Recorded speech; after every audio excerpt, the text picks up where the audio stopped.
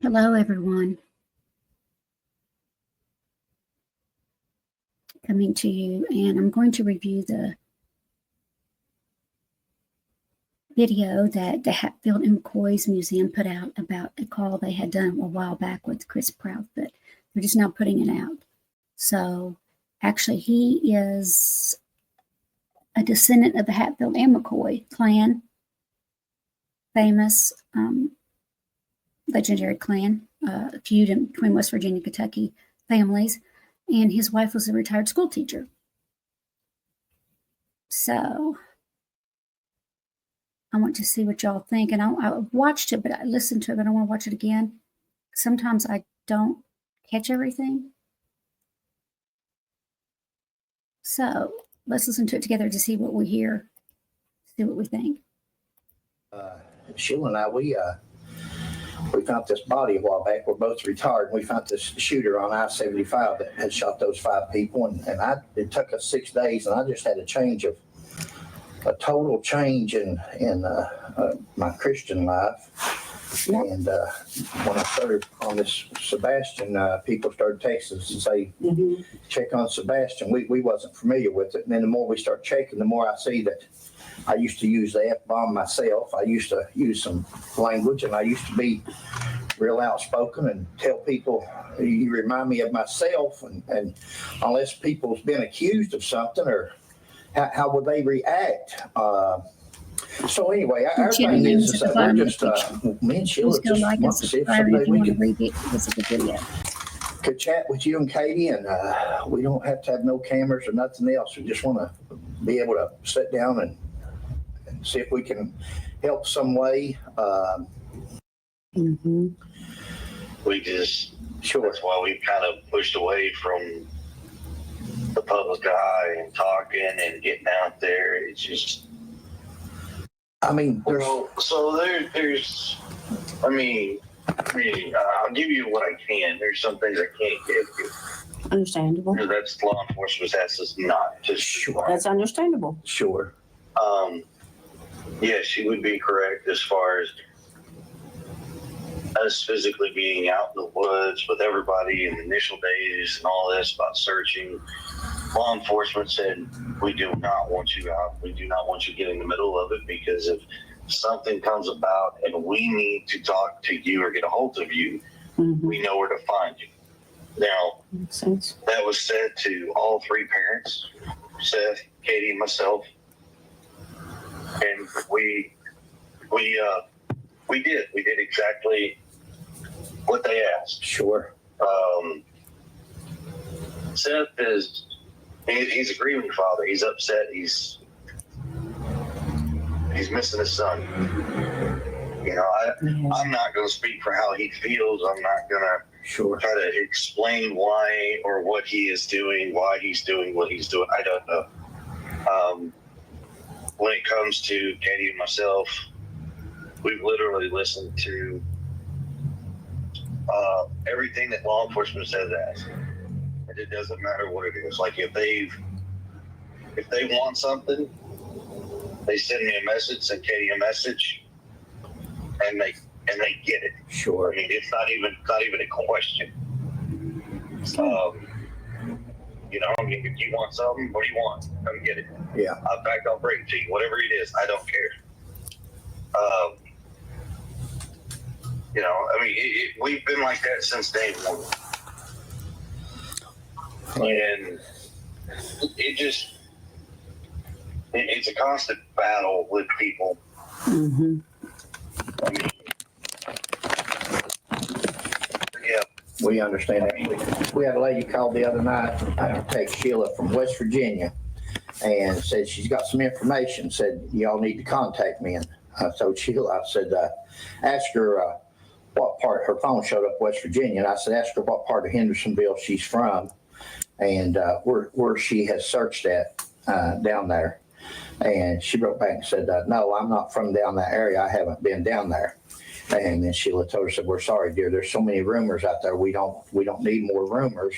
You know, we're talking to people that know something about it, you know, because all she's going to do is tell us what she has watched on a video or read in the paper. And that's not how you solve cases or work cases, or it's just not. But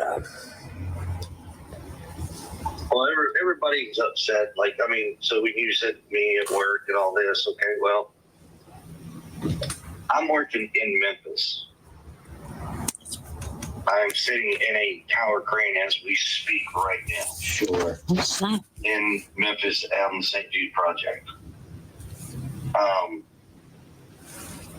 You know, I just left my house last night actually from Hendersonville to come back to work. Sure. But, you know, when all this initially went down, you know, we called law enforcement.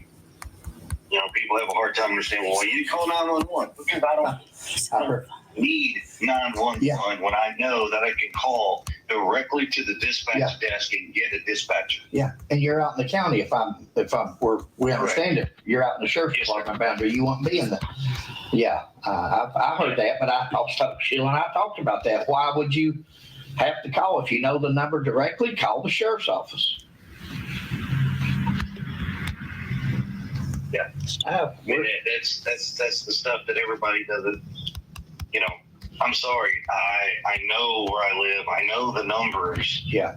I mean, for God's sake, I mean, every parent should know your area. You should know your fire department. My fire department is a volunteer that's less than a quarter of a mile from my front door. Sure. I mean, that's my fire department. That's my EMS right there. Sure. Okay. Sure. We came down a while back and just walked away. I don't know. Well, like I said, my wife's been a Christian all of her life and all this and that. And I've really, this last thing we worked, I've seen everything in the world in 40 years, but for some reason, it really affected me, and the good Lord's just blessed me. And again, you never know about things. If you're innocent, can you imagine what an injustice that you've been done during all? And that was Sheila and my thing was, and again, I know you're busy. I know you work all the time. I know you, but I think that Sheila and I could, if you and Katie ever get a chance and get a couple hours where we could come down and visit with you. And if you can't, that's understandable. You've done more than I probably expected just calling us, but I think we could do. Believe it or not, I mean, it would have, I am not away from the idea of sitting down and having a conversation with people. And I've told people in the beginning, I will have conversations with people. And I just tell everybody, I'm brash, I'm direct, but I'm respectful. That's Fred McCoy, buddy. That's just the way I was raised. You know, well, that military. I mean, that's the other part of it is I don't have time to sugarcoat people's cookies for them. That's not me. You know, I used to be like that. I'm trying to change. Sheila's, and the good Lord's changing me on that part. But I'm telling you, people used to say one thing about Fred McCoy: you don't have to go to the country store to find out what he thinks about you. He'll tell you to your face. And that, see, I respect people like that. I just think that people need to see a different angle, from a police officer's perspective, from This is just a laid back interview. Not that much information. There was a few little things and comments. Just listen and see if you hear anything interesting. You could tell me, please. See if I catch it too. Sheila's a retired school teacher Sheila's dealt. We've got a nephew that's autistic, and she's dealt with schools and school systems. Again, me and Sheila just thought that you all had, and Katie, the both of you, at least a person, I'm not going to say we're on your side. We're not on nobody's side, but I guarantee you that your side would get to be heard. From what I understand, he was in the Navy.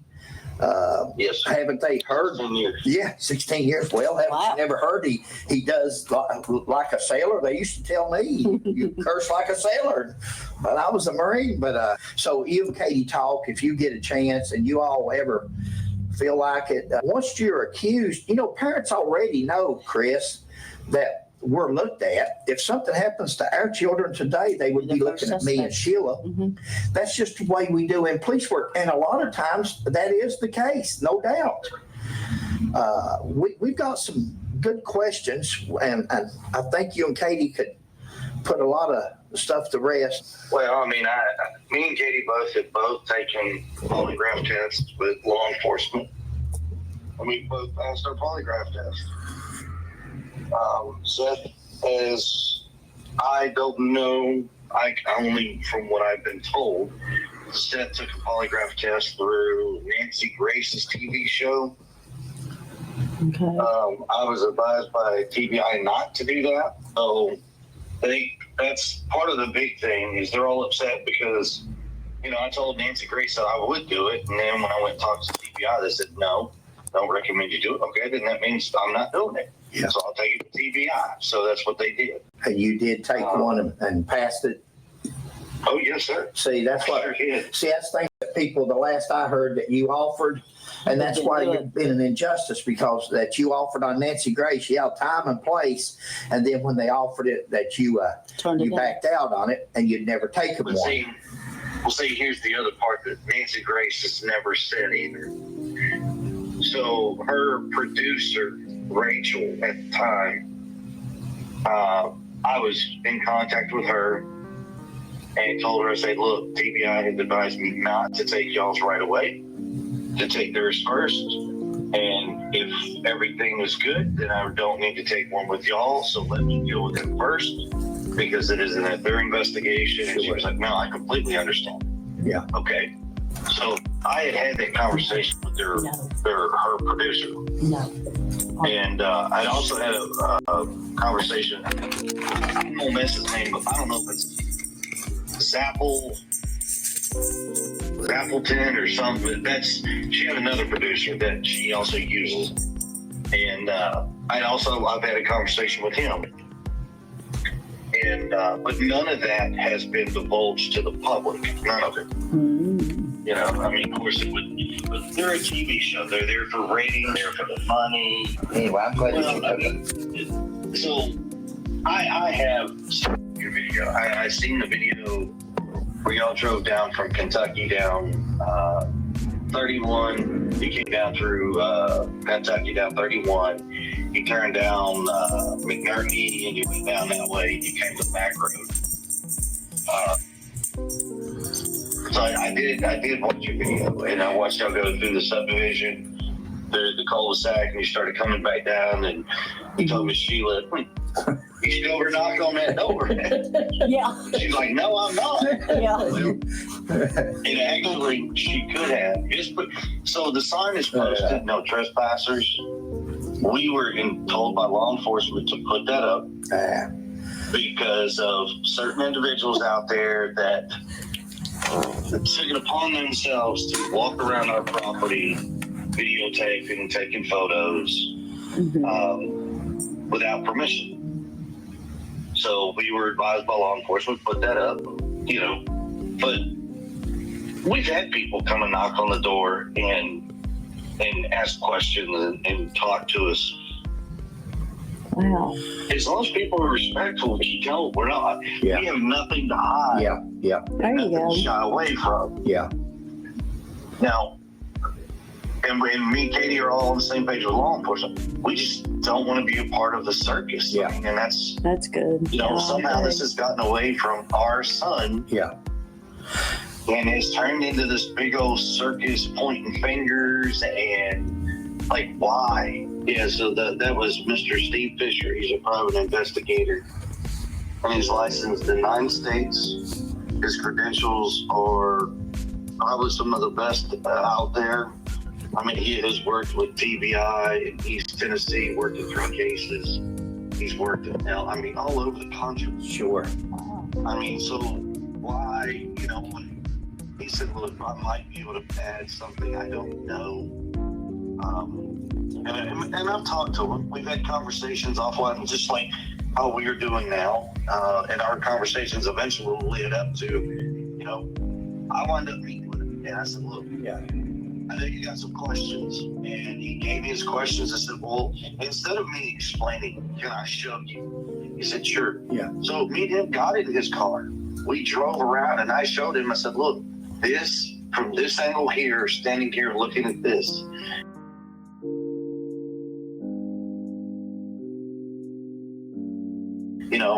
looking at this. This is where you see this. This is where I can explain this. And keep in mind that as I explain this to you, that the foliage is out here. Back in February, the trees were naked. There's no leaves, there's no nuts. So everything that I'm telling you, you're not going to understand and see exactly because there's no leaves, or there's leaves on the trees.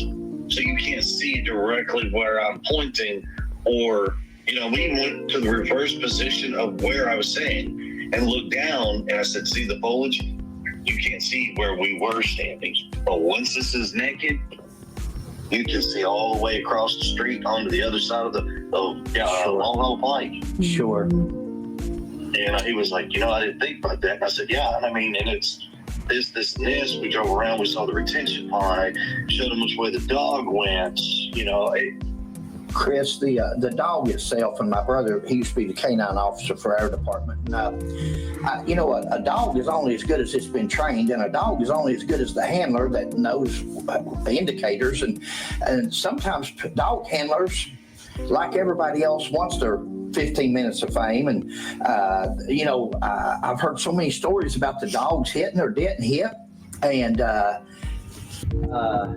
was one of the questions we had, was about the dog. And where the dog hit or did he hit and so forth like that. But again, when you got a bunch of police officers, go ahead. Well, I'll tell you, like the first, that first week, they had ran 13 to 18 different dogs. Our house, around the house, everything. And all of these dogs were from one group. We had dogs from Sumner County. We had highway patrol dogs. We had professional dog trackers, ones that trained with the FBI, sent out their 2 best canines that they all. Did they hit? He's walking around the question, kind of. I'm not trying to be no critic. Which use? Yeah. One of those dogs has, I think it's got like 15 bodies credited to their search. Oh, that's great. Then. Okay. Yeah, so they brought out all these dogs, and from all over the country. They came in. I mean, whatever they wanted, like I said, we didn't care. Like, you could have it, didn't care. And they got the scents. Now, out of those number of dogs, at least three of separate dogs went on the same path. And that path was out of our house.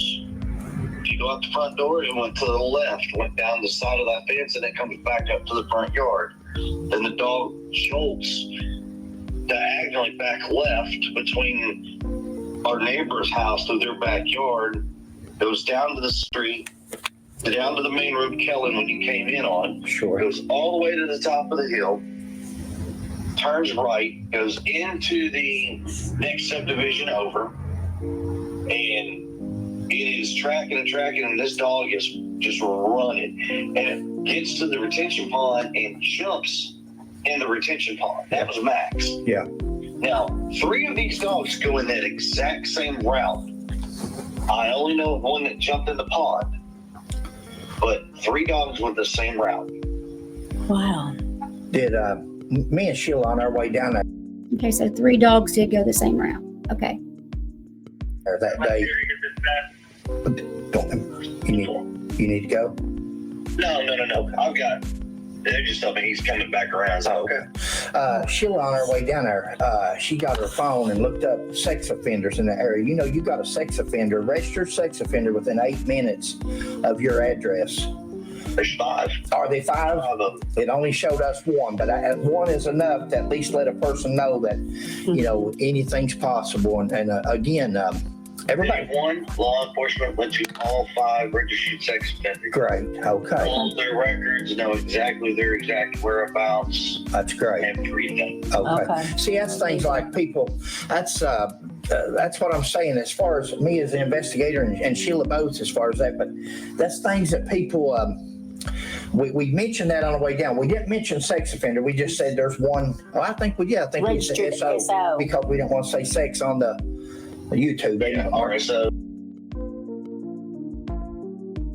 Yeah. Or And- SROs, I'm sorry. Yeah, and so that's interesting. We just don't think that the finger point in time is now, and definitely with nothing to go on than what people's got. And Sheila and I were just, again, we're YouTubers. Of course, we this is our hobby. We enjoy it. Parents don't want to hear that, or step parents, but Oh, no. I will save you the kid clubs, because Katie and I have had these conversations with law enforcement. okay. And it's simple. There's the answers. When all this is said and done, there's only two answers that are going to come out of this.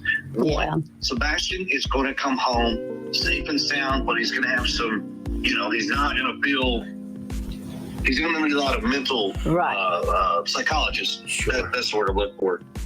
That's what he's going to need. Or two, Sebastian will be found dead in the woods. Sure. Yeah. And I believe it's the latter. I honestly believe within 2 miles circumference around there. Sheila thinks around the school. She thinks she was wanting to ask Katie if he had a favorite teacher, was he comfortable going to school, all these questions about school.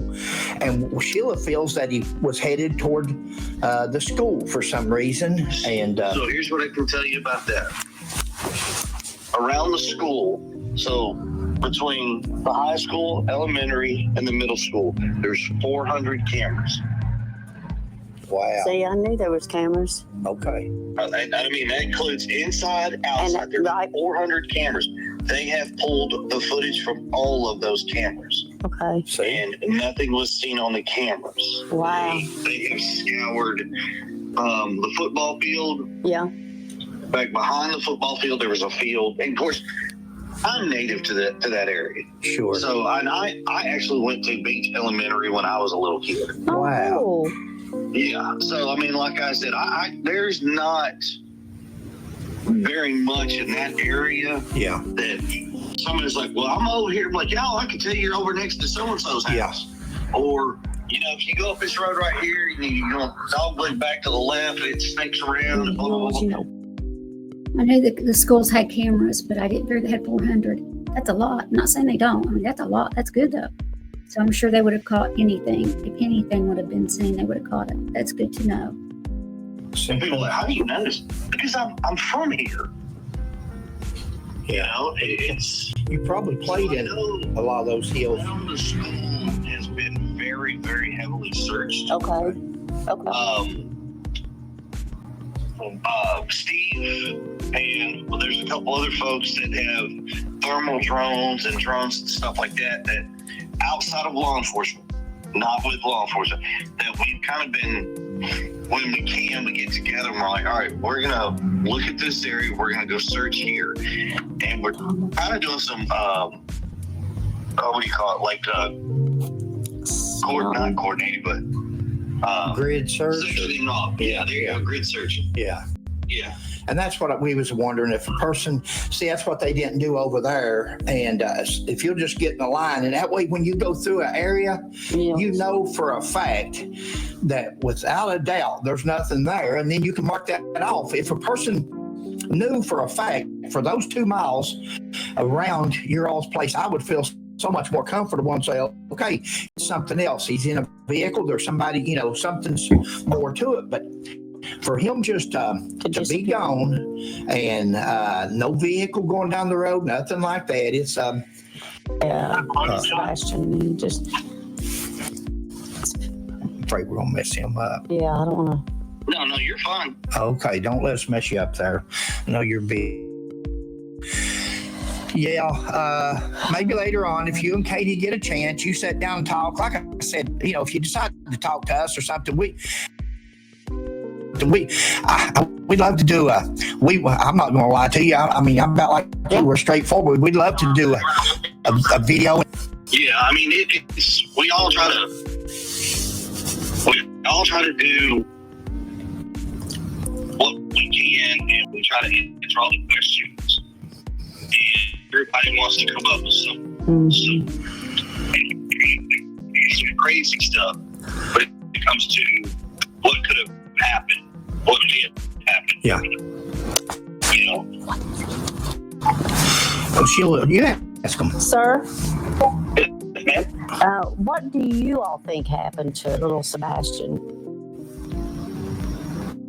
Do you have? I'm down to literally, I'm only down to 2 scenarios here. Okay. And they,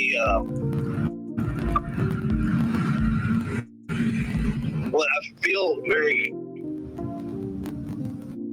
probably the most reasonable in my head that makes sense. So the first one is very simple. Okay. Sebastian got up, walked out of the house, walked out in the woods. He's out there somewhere, and we can't find him. Okay. That's the simple one. That's Right. sometimes simple is the way it is, but go ahead. Now the second one, Sebastian walked out of the house. Either it was planned or he was lured out of the house, or something triggered him to leave out of the house. Mm-hmm. And walked out of the house. I personally feel he got to the Long Hole Pike, and he got picked up in the car, and they headed westbound on Long Hole Pike. Wow. And westbound goes to I-65. Now, there's a license plate reader on Long Hole Pike that goes, if you're traveling east. Listen to this part very carefully. I thought this was very interesting.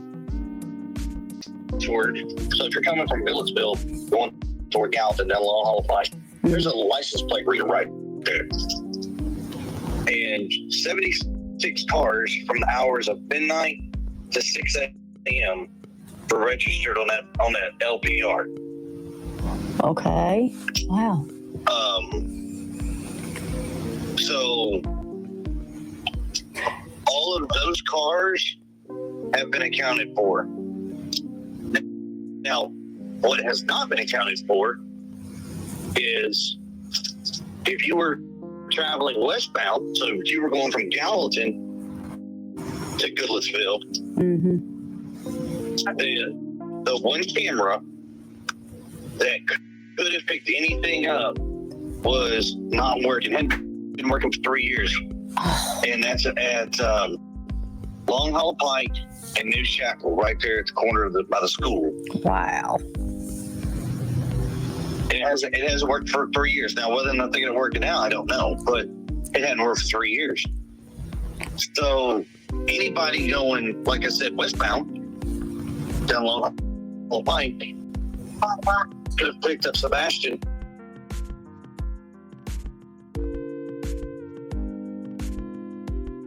'65, and you'd have never known.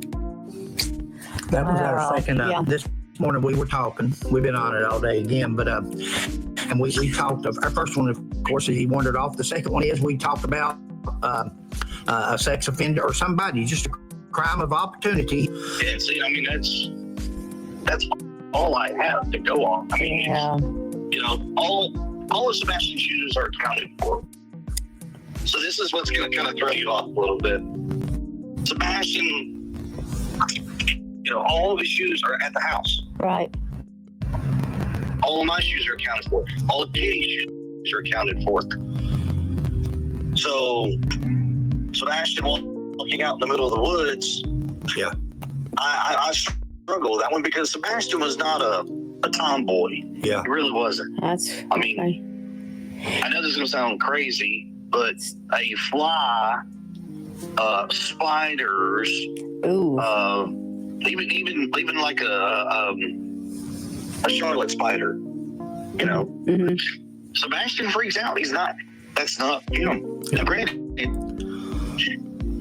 we used to have snakes, and he was all about the ball pythons. He was all about that. Yeah. Wow. Yeah. But insects, no. Oh, God love his heart. God love He his was not heart. a kid that liked to get out there in the dirt and play with cars and trucks and Tonka toys like we all used to do as kids, back when kids could be kids. Sure. You know, So he didn't go out. that's not Sebastian. So he didn't like to go hiking or nothing like that then. He liked hiking, but it wasn't like as we all used to do as kids, where we just walk off in the woods and we just Right. didn't care and walk our way back home. No, we used to go hiking when we lived in California, down trails and stuff. I mean, all that stuff has been marked, Right. and they're well known and stuff like that. I mean, that stuff, yes, but not. Yeah. Yeah. Oh, bless his heart. Well, listen, buddy, we appreciate you calling Thank us. you so much. That's if it don't never go no farther than this, we've enjoyed at least and you haven't told us nothing that we didn't figure. Well, I mean, you're exactly what I figured you would be like. No, I got nothing. Me and Katie, and this is going to sound very off, but me and Katie are kidless. Yeah. You know, my daughter lives in New Mexico with my ex-wife, and Sebastian lived with us. Yeah. And we don't have either one of our kids. Well, I mean, we're guilty because we're not a Hallmark drama ETV story. Yeah. You know, Katie's not out there dropping to her knees in the middle of the yard, screaming and crying, and I'm not out there just ripping everybody's heads off and like just like that's not me. Yeah. But don't get me wrong, I have that side. Yeah. Yeah, I think we all do this. And I think that's what's time. Yeah. And buddy, we're praying for you. Yeah, we're praying for you, that's for sure. And we feel for you, feel for both of you, and just wish you the best. And if we can ever do anything, we're a phone call. Well, on a funny note, you know, Katie didn't understand when somebody brought it up to us that y'all were looking, and she goes, "Well, the Hatfields and McCoys are involved now." And I said, "In what capacity?" Yeah. Because I said, "There could be a good thing, that could be a bad thing. That just kind of depends." Yeah. What do you mean? I said, "Do you not know the history of the Hatfields and McCoys?" And she goes, "No." I said, "Oh my God." Yeah. I said, that's probably one of the longest running family feuds in the entire history of the world. Yeah. And I'm both. And she was like, "What?" I said, "Oh,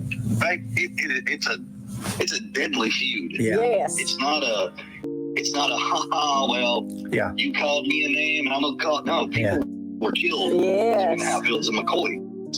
And this was back in Prohibition days, and she was like, "Huh?" I said, "Yeah."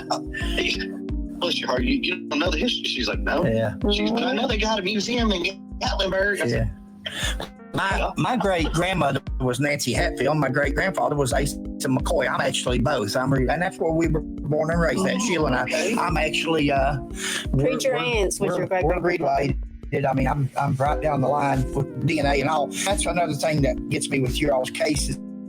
Over the years, Sheila and I, we have these Hatfields come out and McCoys, and they say, "I'm related here, I'm related." And first thing I done was take a DNA years ago to show people.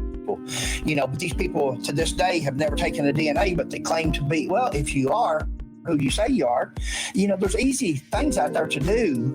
And Sheila and I have really, our investigative skills. And, you know, again, what we done over there was God. Right. We was in those woods for 6 days. I went in a sinner that I never thought I would be able to straighten up because I had gotten hard with 40 years of police work. I was hard. I'd seen things and done things and God, in those 6 days between him and Sheila, he softened me, and everybody thought, and they think that we solved that case. God solved that. God showed us where to go. God led us to by those birds, and then Sheila's nose to that. I don't know if you've seen that video or not. It's on our YouTube where we actually find the body while we're live streaming. And that was God, and it just changed my whole life. Now, the next thing we hear is look for Sebastian Rigers. We'd never heard of Sebastian. At first, we kept just pushing aside because we're that was God. That wasn't us. We didn't do nothing special. And but then after a while, we got up one morning, and that's the day we come down there. She said, "What are we going to do today?" or something like that. And I said, "You want to drive down to Henderson?" We done said we wasn't going to go, and we ended up in Hendersonville. We ended up going up that graveyard, and we ended up just trying to see if God leads us here, leads us there, and none of us, God's got a plan in life, no matter what it is. We're not going to change what His plan is, but at least we can go where we think we need to be and do what we can. Maybe the cops know something that they're not telling everybody. I don't know, but it certainly isn't in nothing that Sheila and I have seen. And we got on there the other night, and we put it out there and said, "Hey, we'd like to talk to the parents." There's two sides to every story. There's three sides. This, you got Seth, you got you and Katie, and then you've got what really happened to Sebastian. So, see, the problem with a lot of people out there doing this is they let that alligator mouth overload their little tadpole behinds. Well, that's true. And my question to everybody is when you eat crow, do you prefer mustard or just straight? Yeah. Because when the truth comes out, and that's what. Wrong. Yeah. I can't wait. I can't wait to hear the apologies. Now, will we ever get them? Probably. If you ever, you all talk, and if you ever want, we're here. We will do anything we can for you. We've got some questions. I don't care to let Sheila take a snapshot of them and send them to you. You can see our questions, and you know what? I mean, we can't even go to church without being photographed. Yeah. That's sad. That was one of our questions. Do you all go to church? Yeah. Yes, sir. We try to go when we can. It's free. The problem is even at our church, that you would think that people are supposed to be there for the right reasons. Yeah. Unfortunately, yeah, they might be, but they still need to do a lot of digging and a lot of searching to find the goodness. Yeah. Because people go online as soon as church is over, they were at church today. How dare they show their face? Like, how dare you? Yeah. Like, and then what gives you the right to say that? I can't be at church. What gives you the right to say that? Yeah. Yeah. I arrested a guy's son one night for DUI. We went to the same church for years, and I thought he loved us, made over. It's like I was chief of police and went to church that morning, Saturday night. I arrested his son and come in there and reach out to shake hands like we'd done for years and turned his back.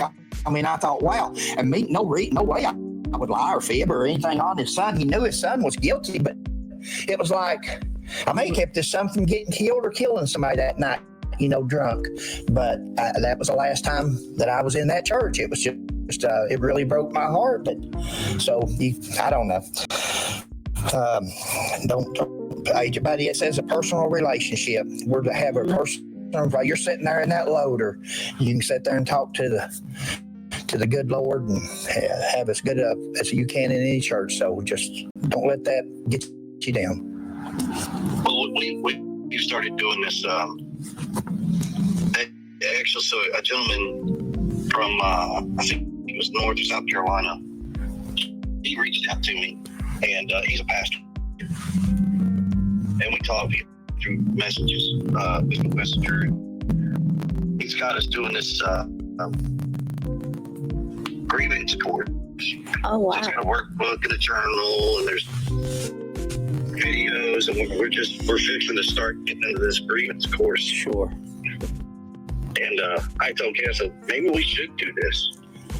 I said, regardless of the outcome. Yeah. I said, you're always grieving. Yeah. Yeah. Yeah, that'd be a good thing. This just might be a way to ease it. Maybe. I don't know. I said, but we got to try something. Yeah. Sheila lost her father 2 months ago, and a month later, she lost her only sister.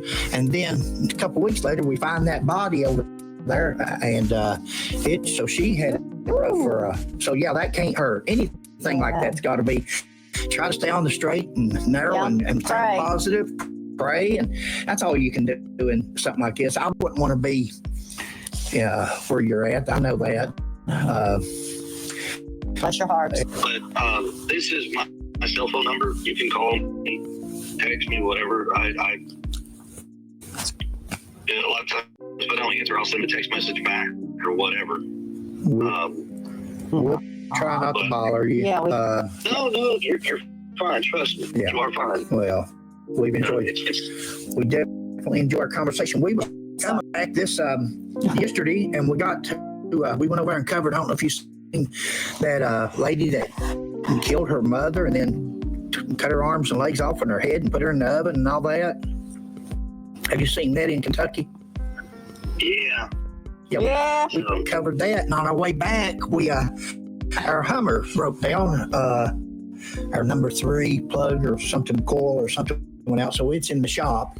And because we were coming back down there just to look around and just to Look near the manholes to see about that. all that stuff has changed so much since. Hey, Chris, would there be any bears out in February? Would that be too early for bear, or do y'all have a bear population there?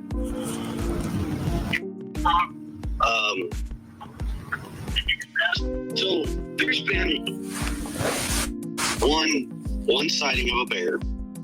One. And we don't have bears normally in our area. If we do, it's very rare. Okay. More coyotes, deer, foxes. Small stuff. Most of the bears are going to be out east. Okay. That was our question. Yeah. Now, don't take this the wrong way, but if I'm walking through the woods, I'm not going without having a gun. Sure. One, if something does come upon something, it's, Oh, we do too. Yeah, we're the same way. So. Yeah, it's. Like I said, when we're out searching, we've got that PI Steve Fisher. He's with us. We got a couple of locals who we trust. They go out looking with us, and like I said, most of us all have drones. Sure. So and we all try to utilize whatever sources we got to do whatever searching we can. Well, listen, we're gonna let you get off here, and it's been great talking to you. You know what we'd like to do, so if you and Katie ever decide, you give us a call or text, and we're at your convenience. Anytime you need to, sir, like I said, reach out, and I'll be talking to Katie here in a little while, probably when I get off work. And then that way she'll let me know, and we'll discuss it. She'll probably be up for it. Sure. She'll love Sheila. We're praying for you all, sir. You tell her that Sheila's got her in her prayers, both of you. I haven't stopped praying. Yeah. Thank you so much. We need all the ones we can get. That's right. Well, Chris, you be safe out there on that equipment, buddy, and good talking to you. Likewise, sir. Thank you so much. And call me Fred, Chris. Hang on.